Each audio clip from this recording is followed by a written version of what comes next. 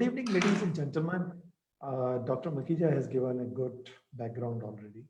Let me add few things to that. With the rapid transformation which is taking place in industry to support the shorter product development and delivery cycles, there is a constant growing need to improve our productivity as well as cut costs to survive in the market.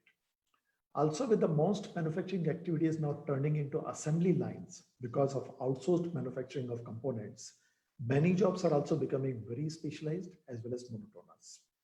Industrial engineering for a long has advocated job rotations to increase the skills and capacity of organization while avoiding losses and fatigue from the monotony in workforce.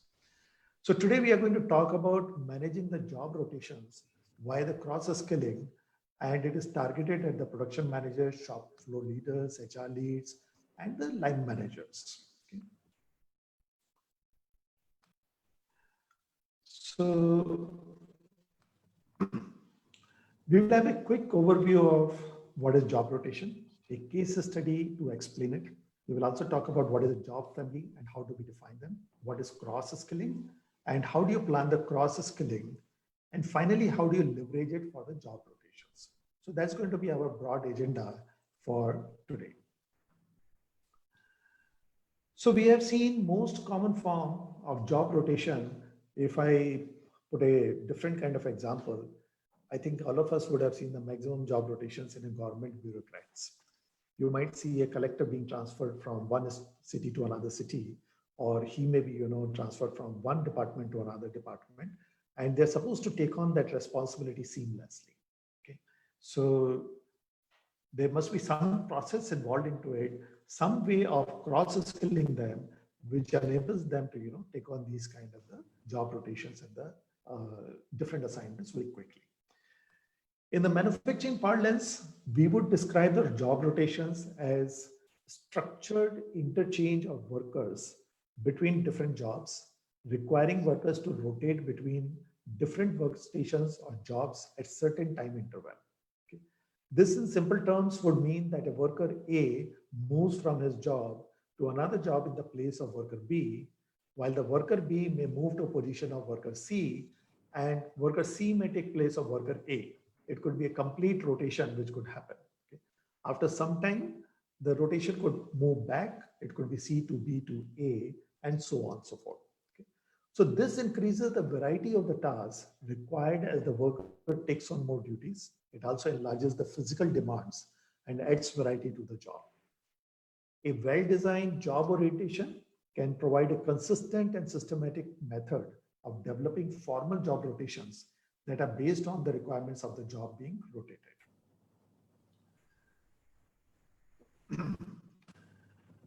So job rotation would provide flexibility to an employee and allow them to gain exposure in the different fields, but it also requires very good planning beforehand. It just cannot be started off immediately. Okay. So in a straightforward manner, job rotation, I think Dr. Vikrant Makija has already mentioned few of these things. Job rotations increases employee motivation and retention. It motivates key and high potential employees because they are seen by others as the ones in whom the company has made investment for their future. It also increases the skills and organizational capacity. We will see that as we go through the presentation. When an employee shifts to a newer work area, they learn more about the function and appreciate it better. Employees also get a complete picture of how business works, which benefits all are involved. Okay. And hence, rotations build employee networks. So as employees rotate, they connect with the other people better, they learn from each other and develop cross-functional capabilities. This means that if someone is absent or quits, organization can call upon others who have already developed capability of filling the different functional roles. Job rotation also comes with its own set of challenges. It's not a straightforward way. It has its own set of challenges. There are several challenges. I would highlight over here the four major challenges, and we'll talk a little bit about them. The first one is establishing value. It's very important to convince the leadership of a business by making a business case of job rotations as a tool to motivate, broaden skills, retain employees, and develop cross-functional capabilities. The second thing which happens is that how do you address the loss of a specialized skills? Okay. So job rotation doesn't or may not help you in developing a specialized skills, but rather produces more generalists and leaders. However, what can be done is we can always set up a leadership track along with a specialist track, and that way we can represent best of both the worlds. So we can address the issues of the loss of a specialized skills as well. The third challenge which we get is managing the decrease in productivity. There might be initially drop in the productivity as an employee takes on a new job role. So there, again, we would require certain policies and standards which can help the managers and rotated employees. And we may want to introduce a structure of support such as training, orientation for rotated employees, managers, colleagues, and a mentoring program. So this then takes care of any kind of a drop in the productivity which may happen because of rotation. And the last point is success metrics. It's very important to define the criteria to evaluate the results. What skills has the rotated employee learned? How has the rotated employee used best practices from previous positions? How has the employee manager and team learned from the employee, and vice versa? So it's very important to collect the regular feedback from the rotated employees, the managers and colleagues to know that this rotation of the employees has been successful. So these are the four major challenges which we generally talk about it over here. Now, before we go into job rotation, we need to first of all determine the job suitability for the rotation. Okay? And this would mean that we have to identify the various job families and analyze the jobs, and also identify that what are the cross-skilling requirements to enable the job rotation. So to carry out this job rotation, we would do certain analysis. This analysis can combine of determining the various variables, maybe even the complexity index of the works being done by the different jobs, job rotation sequence, frequency of the rotation, management and employee reviews, the needed training and implementation of the cross-training programs, and of course, follow-up evaluations. So these are the things which we'll be discussing in a short while as well. Okay.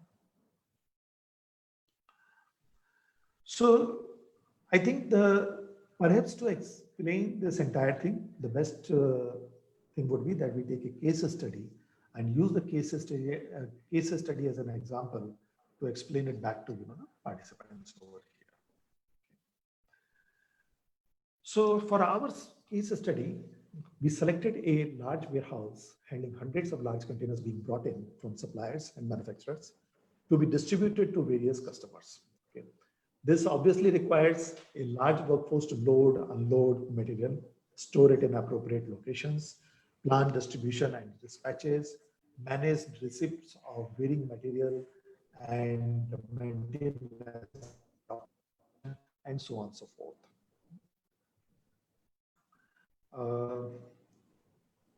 Just one moment. So if you look at the major operations into a warehouse, they will normally consist of loading, unloading, material handling, operations, manual material handling, storage, palletizing, documentation, and so on and so forth. Okay, you can see in the picture a lot of representative things over here towards that.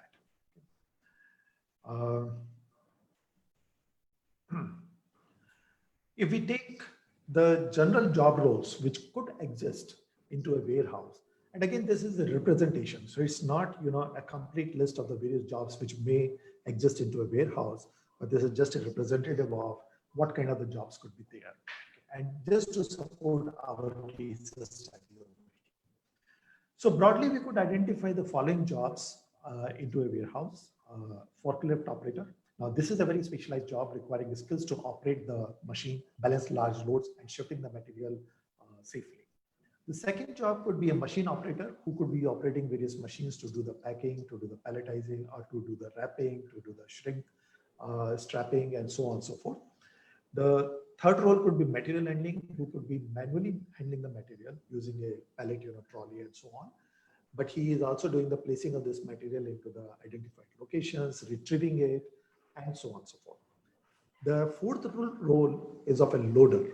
Now, this guy is involved into loading or unloading the containers using the pallets or using the small trolleys, and maybe even manually shifting the material over there. The fifth role we have identified here to talk about is the palletizer, the one who puts all the boxes and material on a pallet and create a single unit of material to be loaded or unloaded into a container. So that's another role which comes into it. Of course, there is a general casual labor who could be involved into the material movement, cleaning, and various activities which could be under the explicit instructions of a supervisor or a senior. Then there are other three roles which we have identified, which is the warehouse clerk. He could be involved into the documentation, receipt of material, maintaining the stock accounts, and so on and so forth. Inventory control manager, who is constantly monitoring the inventory level, and the warehouse manager, who is overall in charge of the resource planning, inventory, distribution, storage, and so on and so forth. Okay. So these are the broad roles we are identifying into a warehouse, and we will, over the next few slides, try to analyze these job roles also. Okay. So what is the problem? What is the warehouse issue which is happening?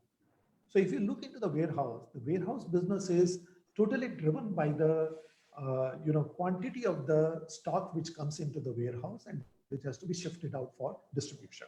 Now this thing could be based upon several factors, and it is pretty labor intensive. Certain materials may have seasonal sale and their stocks goes up in certain months of the year. Rest of the year, it may not go up. Stocks could also go up if a customer is running a sales promotion to ensure the faster delivery fulfillment. So there could be certain, multiple factors. Let's say the financial and the economic crisis, for an example, the COVID-19 pandemic right now, that could also challenge the, the movement of the goods and so on. Supply chains may be blocked. And when the crisis is over, the supply chain may be flooded. So there is always a variation into the stock levels. And according to that, the amount of the work required and the manpower required also fluctuates. So it is also very essential that the manpower planning is very agile and scalable. Okay. So here, if we take some of the performance indicators, they found that they have an overtime of 12%. And this is primarily because they could not, have somebody replace another person. So they had to pay the overtime to the specialized skills, and overtime, went up. Absenteeism is around 9%. Utilization is low, it is around 55%. And the productivity is also low, around 65%. Okay. So this is what, the current situation is at this particular warehouse. Obviously, warehouse manager wants to decrease the overtime payouts and absenteeism rate while improving the utilization and productivity. So that is what the warehouse manager would want to achieve over here. So to do this, the warehouse manager would have, like any other business, probably the four tools, which is, can he have the permanent workers? The permanent workers are usually on the fixed cost, and they're very difficult to down or up scale. So you would like to minimize the number of the permanent workers, rather move to the larger number of the flexible contractual workers who are easy to scale up or down. The casual laborers and others could also fall into the flexible contractual workers. The third thing which he can do is that he can do the job rotations by ensuring that the people who are idle are able to pick up another job, and that's how they can increase the productivity and utilization. And the fourth thing which he can do is that he can do a workload balancing by understanding that what is the utilization level, what is the stress level in a particular job, and how to de-stress it by doing the workload balancing. So these are the four specific areas which he could use to improve his or manage his business fluctuations with a lesser employee strength as well. Okay. So our warehouse manager decides to focus on the three areas. He decides that he would have the job rotations to improve the productivity and utilization. He would focus on defining the job families, and that will help him to plan the job rotation bit better based upon the job requirements. And finally, he would like to do the cross-skilling and identify that what kind of the cross-skilling is required to enable the job rotation. So this is what he has decided as an action item to improve his ability to manage the fluctuations in the business. Okay. So first thing, I think job warehouse manager starts off by identifying the job families. That's his first action, which he starts getting into. So let's understand what is a job family. So job family is nothing but, in simple terms, is a collection or grouping of jobs that have a similar nature or purpose. So job families can be a functional grouping. For an example, stock accounting or the documentation could be one type of function. The second could be a generic grouping, which says that, okay, I need to pick up any kind of a material, I need to stuff any kind of a container, I need to manage and operate certain equipments for material handling. So that could be a generic, grouping of the job families. So if you define the job families, they have several benefits. Okay. We will quickly cover some of them. It's not possible to go into all kind of the benefits because within 1 hour, we want to cover quite a spectrum of things to talk about here. But few things. First, it clarifies the career path and allows the horizontal career movement across the job family. Second, it allows for flexibility in the pay structures. Third, it guides the line managers who are deciding on pay progression for their staff. Fourth, it provides structure and progression opportunities within broad grade bands. And finally, fifth, it provides opportunity for an organization to react to market rates without going outside their existing pay structures. Understand one thing, that when you have larger number of the flexible contractual workers, your pay packages over there also could fluctuate based upon the market conditions. So you also want to manage that, and a job family helps a lot into managing that as well. Okay. So when we do this, first of all, we will have to do is to define the job families. It is very important that we analyze the various jobs. And job analysis is nothing but a process of studying a job to determine which activities and responsibilities it includes, its relative importance to other jobs, the qualifications necessary for performance on the job, and conditions under which the work is performed. Okay. So once we know this thing, then we can say that which are the similar jobs and aggregate them into one complete family and say, okay, there is a variation into one job versus another, but baseline still remains common. So it's easy to say that this particular job is similar to a common family. Okay. Also very important is that we should be very clear that we are only analyzing the job and its activity. We are not over here analyzing the person who is doing that job. Person doing the job is very incidental over here. Okay. What does the job analysis involve?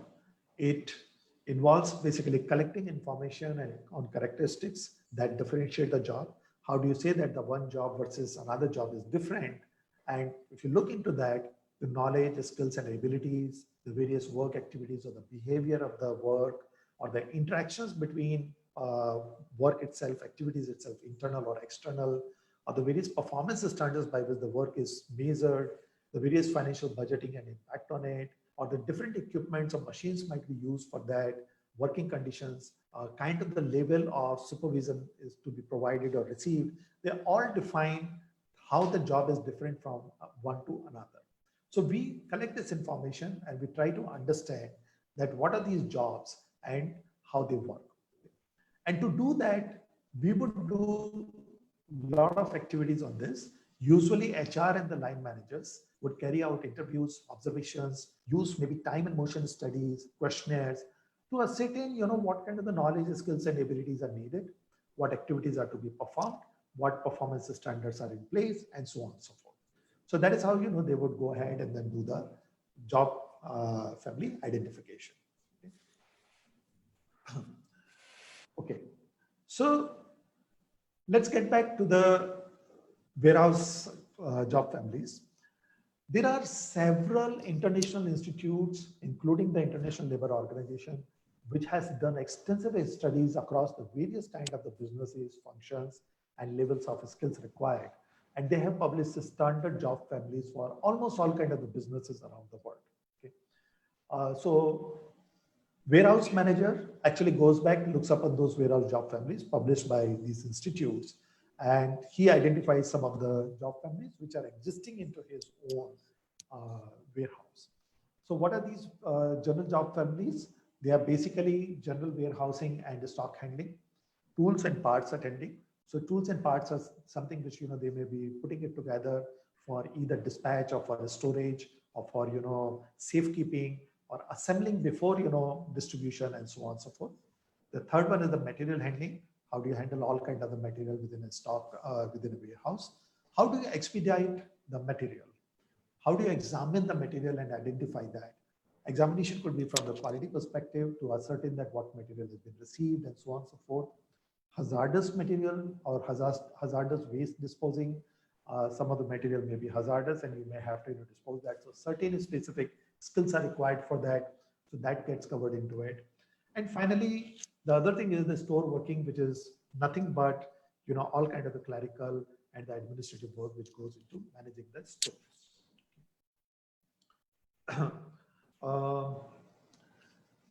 Our warehouse manager identifies out of this the two major job families. The first one he takes up is the store working, where he assigns or where he feels that warehouse clerk and the inventory manager, two of them have some kind of a similarity between their jobs in terms of the knowledge and the skill and abilities required, activities required, supervision required, knowledge of the material required, and so on and so forth. So he feels that the store working as a job family could, include these two types of the job roles.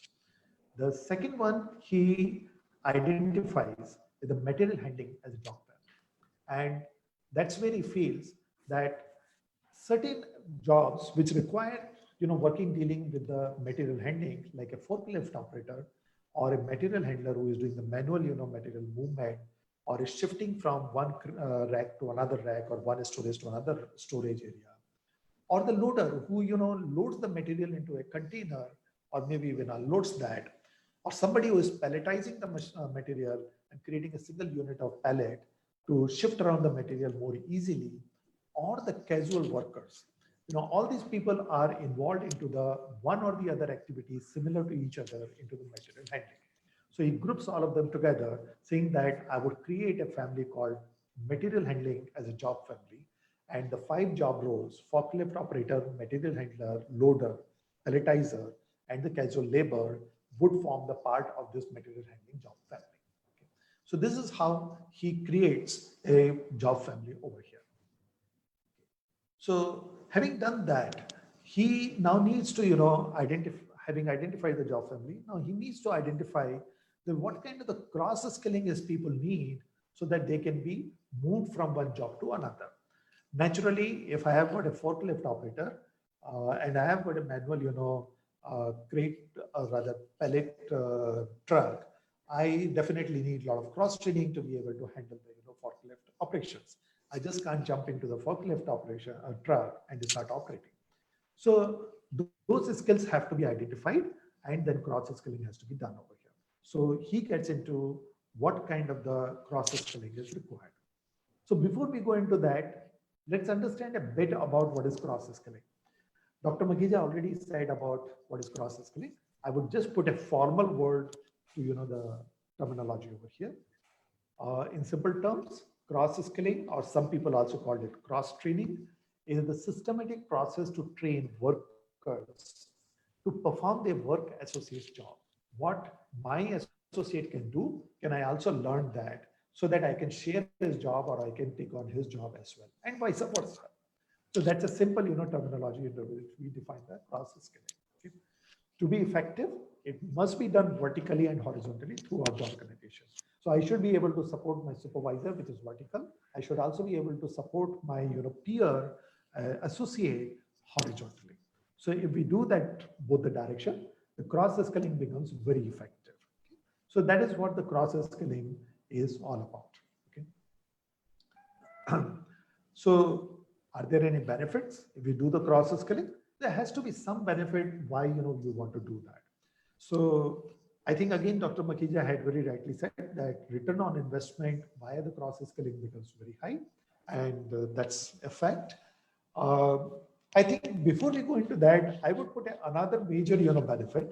The cross training actually helps the organizations to seamlessly fill the breach when an employee is not available to perform his or her job. Okay. If somebody has, for any reason quit, or he has been sick, he is not able to attend his job, uh, what options do you have got? Okay. So if you have done the cross skilling, it provides an operational readiness that cannot be achieved with a temporary employee. I can always get somebody from outside, but whether that person can take on a specialized job, no, probably not. Or he may know that particular, skill, but he may not know the context in which to apply it over here in this job. So that operational readiness can be built in using the cross skilling. Or in other words, if I say it, a hot backup can be generated with an effective cross training program. So that's a major advantage with the cross skilling helps. And other benefits, I have listed them out over here. Yes, it provides a great return on investment. Employees are better able to collaborate. It increases the employee motivation. It increases the workforce sustainability, improves the overall efficiency. And the last, but the most important, it makes your company very agile. Okay. So these are the broad, benefits the cross skilling brings in over here if you start doing it into your organization. So how do you do the cross skilling? So there have to be certain techniques. The cross skilling cannot be done just by saying that, okay, I have identified this person. Let's make him, a forklift operator. Okay. Now this guy whom we are targeting to make a forklift operator, he may not be, very happy to do a job like forklift operator, or he may not have the inherent capability to learn something better. Okay.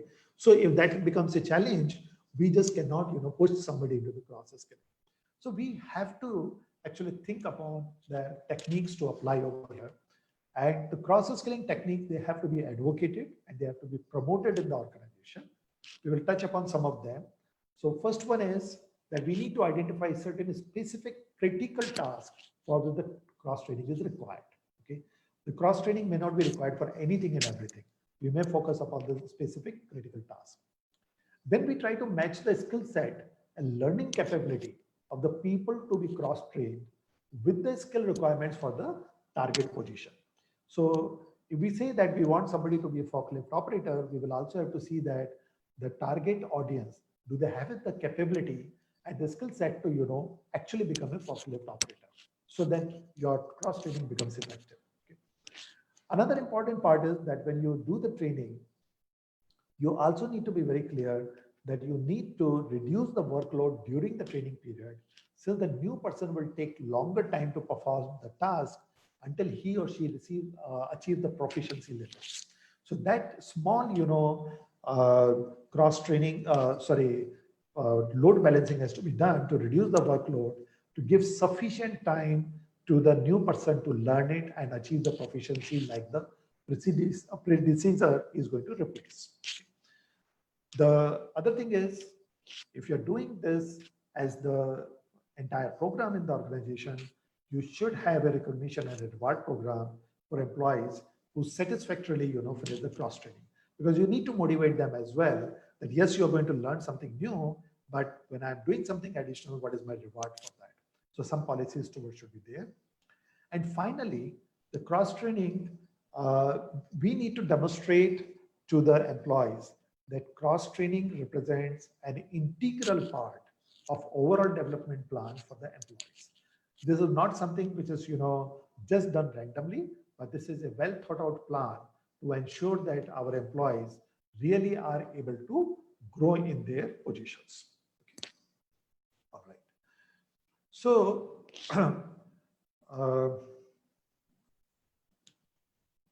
so once the job analysis has been done, the job families are formed, cross-skilling requirements are identified, it becomes relatively easy to plan for the cross-skilling. So we will, move on. And if you remember, this is what our warehouse manager had done.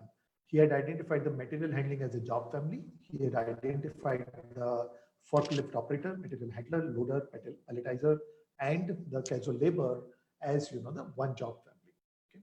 And all these roles again have got the common activities like the material movement, handling, storage, material preparation for shifting, handling, and so on and so forth, whether by the manual system, whether by mechanized system or by automation. So there are, underlying similarities over here. So if you look into it, what our warehouse manager also did is he tried to identify the critical task for which the cross skilling would be required. And he labeled them as 3, 2, 1. 1 being the lowest part, 2 being a medium side, and the 3 being the most critical part.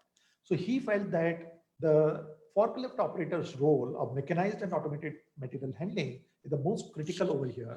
And as you can see, he is the only one who can do this particular job. The other jobs were relatively easy and they were knowledge based. You could share the knowledge and enable others to understand that part and become sufficiently trained. The general area is something which is based upon supervision, so anybody could take them on. So he identified the complexity levels over here to define this entire thing. Okay, so that is how he went on identifying the criticality levels. Having done that, what our warehouse manager next identified was the matching skills and the learning capabilities of his people. So the green represents that what new skills can be taught to a particular job role over here. So he identified that the mechanized and automatic handling, material handling activities need to be skilled to material handler and the loader role, because they also handle the material and use the manual pallet trucks. And this cross skilling would increase their productivity as well as reduce the strain on forklift operation. So he identified these operations to be, cross skill. This also ensures that he gets a hot backup for his forklift operator. So even if this forklift operator reports sick or he is not able to come for the job, you can always have the material handler or the loader operate that forklift and, not reduce the movement or, shorten the operations. So next area which I identified were receiving, storing, assembling for the material issues, shipment and distribution, provisioning, handling and storing of material. Now these are the skills which can be shared out, and forklift operator and loader could be taught what the material handler is handling right now. So if this is done, then again the cross skilling can be done over here, and then it can improve the organizational capacity and efficiencies. Same way, loader, palletizer and general labor could be cross-trained on organizing, arranging, removing stock in the storage area, palletizing and material wrapping and securing activities. Now, most of these activities are also done under supervision. So even if the casual labor or the loader is taken, then they can still do this entire activity. So they identified accordingly that what kind of the work distribution, what kind of the cross skilling can be done based upon the ability, similarity of the job, and so on and so forth. So if you look into this also in a way also improve the efficiency and even allows for distribution of the workload over a period of time. So the workload of only the forklift operator now can be shared between the 3 people. So it gives you an immense ability to increase your capacity within the same manpower available with you. Okay. So now the manager says that, okay, I'll do the cross skilling of these identified employees with the specific skills and tasks, like material handler and the loader have to be taught about the forklift operation, and forklift operator has to be taught about receiving, storing, assembling for issue, shipment and distribution, and maybe processing, handling, storing of material. So especially if he has to take and store the material into a specific rack, if he also understands that, his ability and capacity also increases. So next, which he does, the warehouse manager also tries to look at the load balancing. So he sees that there are now additional capacities available, and then he also sees that, can I balance my load in such a way that lesser persons are required, or the distribution of the work is more even over here. Okay? So he starts looking up at the ways of balancing the work. So by shifting the load of the general labor to the loader and palletizer, who were only 60% utilized, who were only 60% utilized overall, he could now increase their efficiency to 70-75% over here, and also eliminate the general labor requirement over here. So he can always do this balancing, and same way he can also do the balancing between this load over here of the material handler, or maybe of the loader, and then somehow or the other reduce the load factor on one or two role only, so that load balancing can be done over here. Now, having done the cross skilling areas, having established the job families, and all this being done, it's time for the warehouse manager to now plan the job rotation. The cross skilling is already identified. He can actually get into doing the cross skilling. When the trainings are done, he has a larger set of the capacity and organizational skill to increase this operation. So now if you look into it, there are more number of the people who can handle the extreme, the higher complexity of the work, the larger number of the people who can handle the medium size of the complexity, and again larger number of the people who can handle the lower level of the complexity. So he has expanded his organizational capacity and his skill, and via that now he can manipulate his people or rotate them in such a way that his people also do not have a monotony. They also get a chance to perform the different tasks, have a better job satisfaction over here, and so on and so forth. Okay, so this is what he can now work upon. Okay, so how does he go about it? What he does is that the time and motion studies which he carried out earlier and the observations which he did, warehouse manager now decides to rotate the job on a weekly basis in the following order. So week 1, he says that forklift operator now needs to be shifted to material handler role, which is the second job. So I've given the numbers to each of this job over here, 1, 2, 3, 4, 5, for easy to recognize. And his now focus will be that he will focus on the shipment, distribution, processing, and then handling and storing of the material. Okay, he could use automated system, he could use manual system, or he could work the way he's taught. But now he's also handling some other job. Okay, material handler could actually shift horizontally again to the right hand side in terms of a role of loader, where you could focus out on the documentation, organizing, arranging and moving stocks in the storage area, as well as receiving, storing and assembling for the material issue. Okay, and the loader could move to the left side to the first job of the forklift operator, and he could take up the forklift operations over here. Okay, so now what happens is there is a different job which everyone is able to do, and everyone gets a newness into the job. They are not doing a monotony. The monotony is removed over here, and they can move into this. Now, second week, they could reverse it back, or they could also go into another way of saying that 1 moves to 3, 2 moves to 4, 4 moves back to 2, 2 moves back to 1. They can do any kind of a permutation combination over here based upon the load factors of the business fluctuation. But now he has a plan in place with increased capacity and increased skills into his organization. He is able to move around his people into the different job rotations and the job roles. Okay. Also, the palletizers and the casual worker, they can also shift their jobs depending upon the volume of the work. If there's no volume of the work, volume is less, the casual labors could be avoided. The palletizer could take on the manual material handling along with the palletizing job. But if the volume increases, they could bring in the casual labor who could also do the palletizing and or the wrapping and securing, and also maybe handle into the storage area. So your organizational capacity now gets expanded out over here. Okay. So if you look into this, now what has happened is that this job rotation has not only increased the employee satisfaction, it also has resulted into better resource utilization. And the resource utilization, if you remember earlier, which was 55%, now moves up to 75%.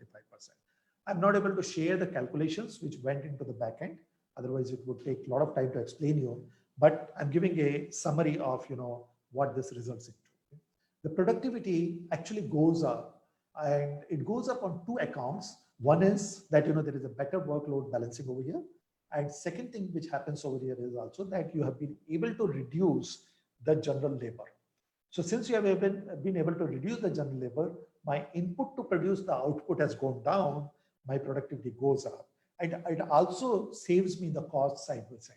It also saves me in terms of the wages of the general labor over here. Okay. Absenteeism and overtime payouts are also lower because there is a better load balancing. Since there is a better load balancing, I don't have to pay the forklift operator extra hours while he was in the other time, lying idle. But since his work comes only after certain things have happened, I have to pay him overtime. Now I don't have to, because I have got the other people who are equipped to do that. They can be rotated into that position and they can, save the money over there also. So absenteeism has come down because there is a more interest into the job. There is a variety into the job. There is no monotony. And then also the overtime comes down.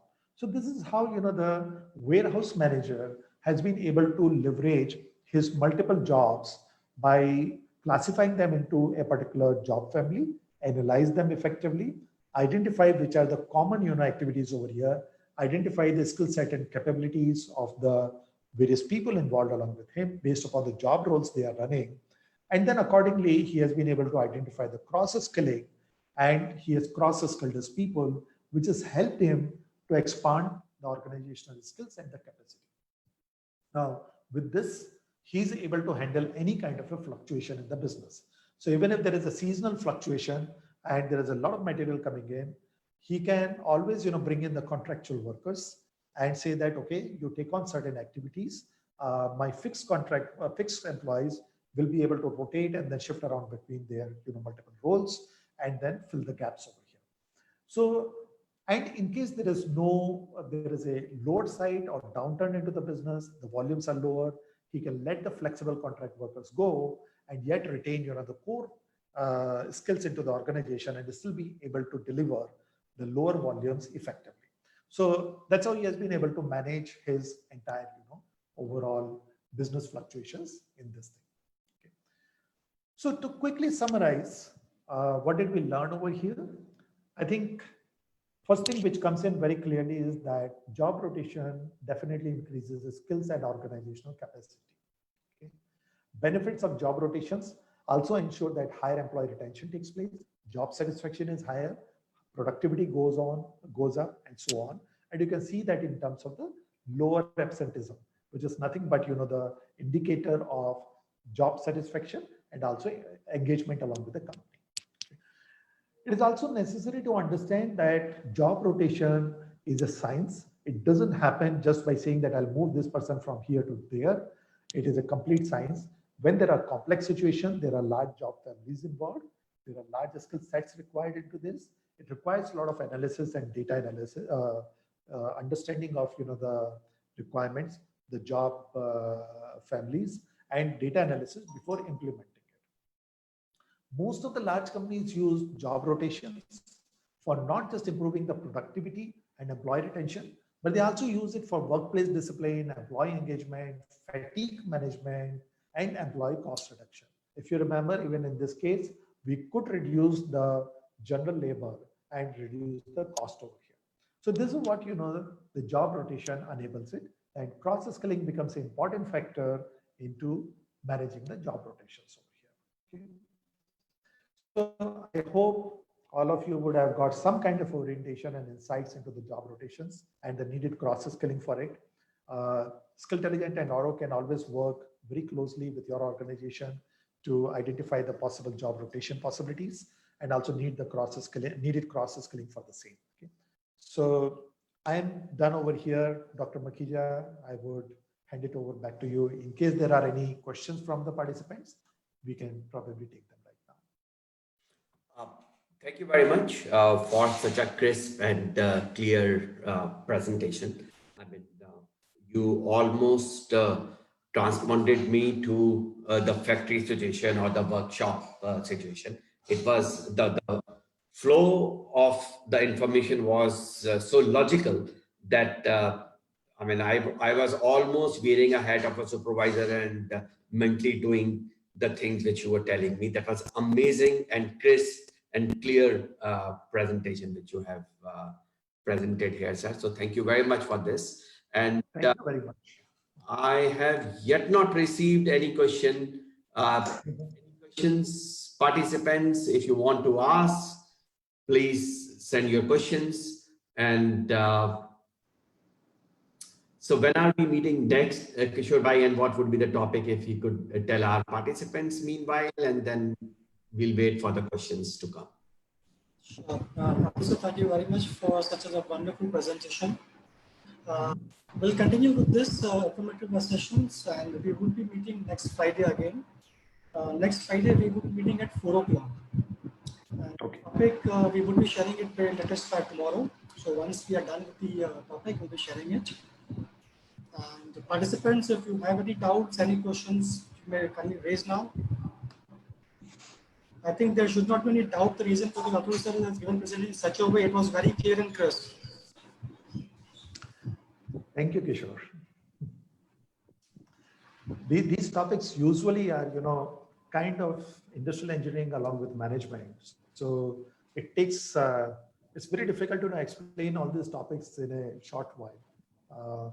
I hope that participants have been able to, understand them well. Looks like there are no questions, but I'm sure we can, share these presentations, and in case they have anything, I'm sure Aura will be, sharing the feedback forms and so on, so we can always. Sure. So once we we're can done with always this take session, questions. yes, sir. So once we're done with this session, I'll be sharing the feedback form with all the participants, asking their inputs about the presentation content or what other subject they would like to go for. What is their more interest in? So we can think in that way also. Right? Sure. So normally we close our session over here as we are not getting any questions. So we close here.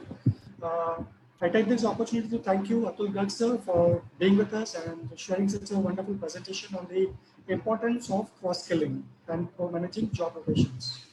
Mahidya sir, thank you very much for being with us. Thank you very much. Thanks for thanking. Yeah. So thank you all of you, all the participants being with us, and I will be sharing the feedback form with you over email and would be seeking inputs and other suggestions for you from your side. Again, thank you very much to all of you to join in. Thank you. Thank you. Thank you. Thank you.